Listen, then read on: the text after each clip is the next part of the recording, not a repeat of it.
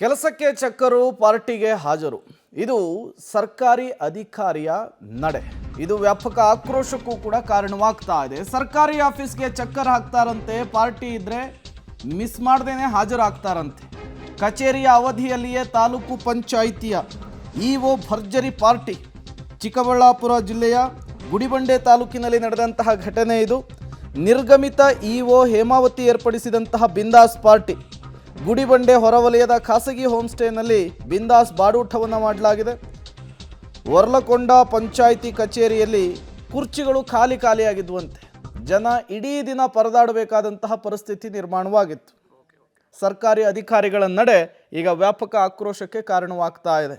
ಇವರನ್ನು ಬಾಡೂಟ ಮಾಡೋದಕ್ಕಂತನ, ಪಾರ್ಟಿ ಮಾಡೋದಕ್ಕಂತನ ಸರ್ಕಾರ ನೇಮಿಸಿರೋದು. ಜನಸಾಮಾನ್ಯರ ಕೆಲಸ ಮಾಡಬೇಕು, ಕೆಲಸದ ಸಮಯದಲ್ಲಿಯೇ ಪಾರ್ಟಿ ಮಾಡಿರೋದು ಈಗ ವಿಪರೀತ ಚರ್ಚೆಗೂ ಕೂಡ ಕಾರಣವಾಗ್ತಾ ಇದೆ.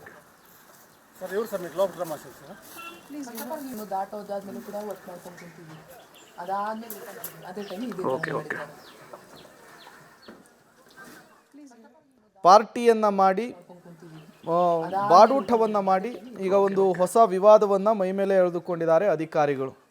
ಇನ್ನು ಜನ ಎಲ್ಲ ಬಂದುಬಿಟ್ಟು ವಾಪಸ್ ಹೋಗಿರುವಂತಹ ಪ್ರಸಂಗ ನಡೆದಿದೆ. ಇದು ಈಗ ಜನರ ಆಕ್ರೋಶಕ್ಕೂ ಕೂಡ ಕಾರಣವಾಗಿರುವಂಥದ್ದು. ಇವರು ನಾರ್ಮಲ್ ಡೇಸ್ ಅಲ್ಲಿ ಕೆಲಸದ ಟೈಮಲ್ಲಿಯೇ ಪಾರ್ಟಿ ಮಾಡಿದ್ ಯಾಕೆ ಅಂತ ಹೇಳಿ ಜನ ಪ್ರಶ್ನೆಯನ್ನು ಕೂಡ ಮಾಡ್ತಾ ಇದ್ದಾರೆ.